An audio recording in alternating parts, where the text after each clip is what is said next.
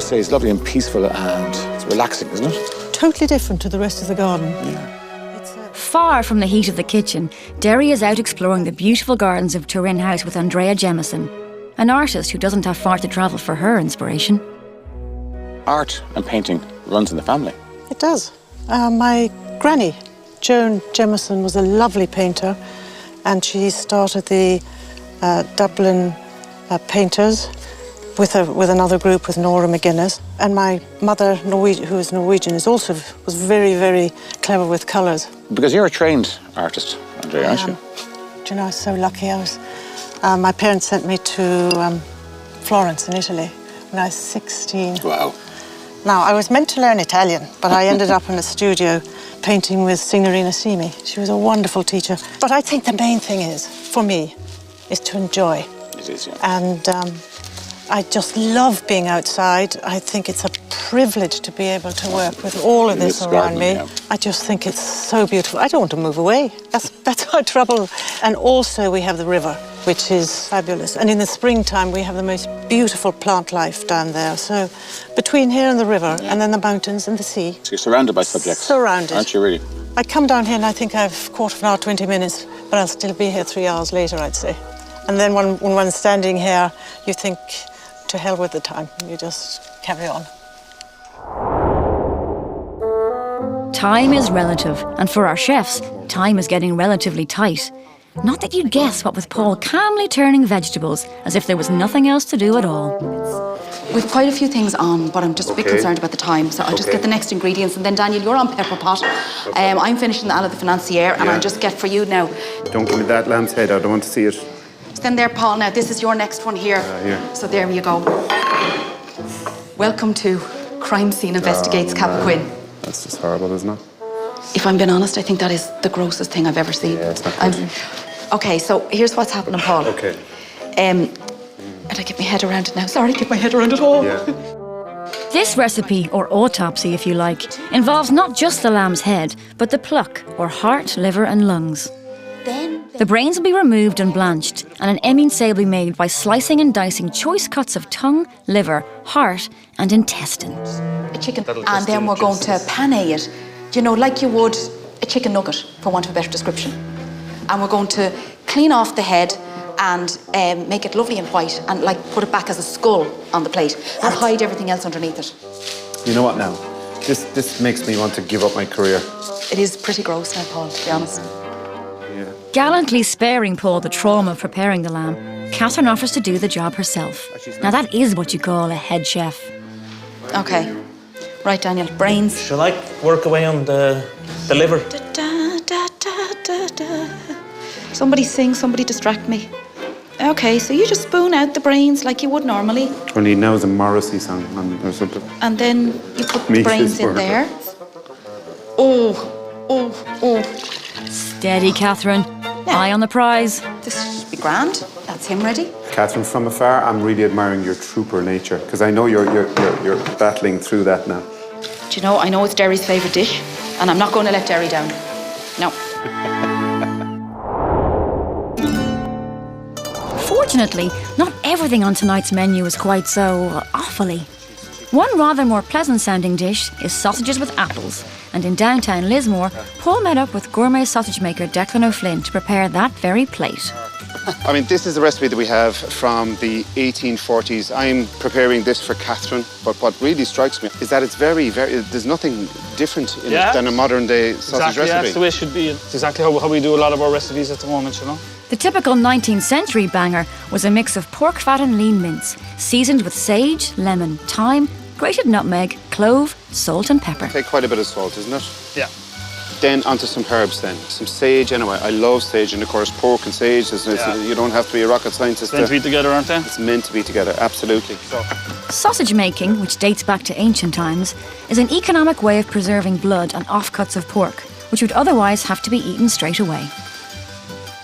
No, the best part. The best part. This is kind of the therapeutic, but also, you know, the fat is just so crucial in here. People shouldn't be afraid of fat, you know, everything in moderation, but also... Oh, that's the flavour. Like, this is an hog intestine. Yeah. So it comes from intestine of the pig. And would it give flavour to the sausage? Probably not, but it gives that authentic kind of a twist on it, you know, the curl. Yeah, is that what does it? Yeah. They say if you love sausages, it's probably best to avoid a visit to the sausage factory. Sure. Despite the fact that these beauties are made with skill and the very best of ingredients, the process itself is, well, a little unsightly. Let's just leave it at that.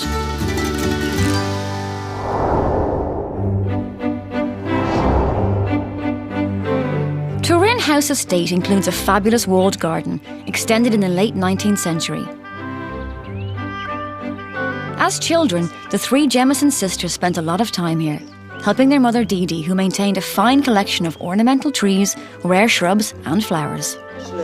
This is only the last greenhouse left, isn't it, in the wall garden? I'm afraid so. I mean, the original construction has been here since the 1900s, beginning of the 1900s. But there used to be 8. But I do know that the head gardener would have to get up at 12 o'clock to stoke the fires to keep them warm. These days, though Tara spends her summers here, the day-to-day running of the house and estate, which opens to the public from May to September, falls to Kristen and Andrea. And there's one over there. There was a time, however, when these gardens not only operated commercially, but also fed the extended Jemison family. On the place altogether, there were about 8 gardeners between the walled garden and the grounds. When my father was a boy, both his parents, grandparents, and I think for a time his great-grandparents lived in the house. Well, that would be 4 generations. Yeah. Then an aunt and uncle from Canada were travelling around Europe and decided they'd stay. So they had a room. Our great-grandmother came from Vancouver. Oh, right. Yeah, so that's why the Canadians would be invading. I'm looking at a tomato there. It's not a green tomato that hasn't gone ripe. It's not an ordinary red tomato. Yeah. There's one there that's a dark purpley colour, and there's one over there that's a black one. We have the black ones. If you want to ask the names, don't, because I don't know them. Dark black tomato. Dark black tomato. Red tomato, yellow tomato, and unripened tomato. Tomato. Do you want me to go in? I'm going to go in and get you. Well done, Tara. I'm going to get you. Derry, what about when you're cooking? I mean, that one I'm not sure. No, for me, I love tomatoes in a salad, like raw. You do in texture. You can't just dangle a black tomato in front of a chef like Derry Clark and not expect him to bite. That's the nice one. Is it okay? Was it sour? It is. Is it sour? It is spectacular. Oh, good. My goodness. It really is. The brains are poaching. There's some vinegar in there as well. Could you not just drink the vinegar now? That would probably help as well. And with that, a silence descends on the kitchen.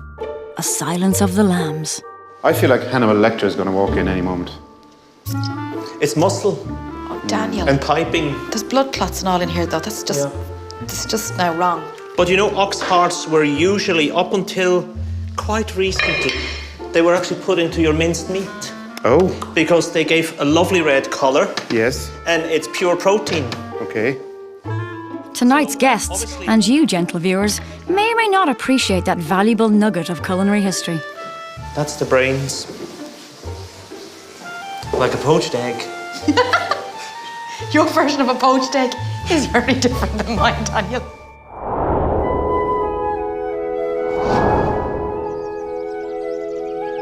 From the earliest times, Ireland was known for its abundance of honey. The Brehon laws include a tract on bee judgments, which goes into great detail on ownership and honey rights of swarms, hives and nests, and it's complicated stuff, bee japers. Here at Turin, beekeeper Pat Deasy maintains an apiary of 10 colonies, home to over 400,000 bees. Paul, the honeybee are all pollinating insects are so important to the environment, and especially the native ones that we have here in this particular apiary. Some of them are better than others at, we'll call it comb building, and good comb builders are good producers of honey. So what those bees here, what we call the old Irish black bee, which are going back for thousands of years. And I'm part of the Native Honeybee Society, and it's our aim is to get this black bee back into the wild again. And Sarah's here to lead the way with your lovely puffy. What's that called anyway? A smoker. a smoker. I was going to call it a puffy gun. See? Well, Sarah's the future beekeeper. I'll open up here. Banbury cakes, one of tonight's desserts, require a good dollop of honey which Pat and his granddaughter Sarah are hoping to coax from the bees into the waiting hands of gatherer Paul. Their bees are from the forest originally, and when they get the smell of the smoke, it's in their nature to think that there's a fire. So what they will do is they'll take down honey, fill their stomachs, and it quietens them down. This is what we call sealed honey, okay? Yeah. That's how it's preserved, is when they seal it with a little coating of wax on the front. But if I shook this now, Paul, yes, you will see the nectar falling out, but I wouldn't do that on the bees because it takes so much energy for the bees to create even a spoon of honey. A large jar of honey requires the industry of around 1,000 bees, and a queen bee can lay upward of 2,000 eggs a day and up to 1 million eggs in her lifetime. They don't call them busy for nothing. We might have the queen on one of these. I'd say she's close by. Do you see her there? There's the lady of the house here. That's incredible. And you can bring this and use it for cooking. Now, I can have that? you can have that for your cooking. Pat, that's a beautiful thing. It's got some weight in it. It really has. I mean, there is some beautiful honey that's the in most natural product in the world. Yeah.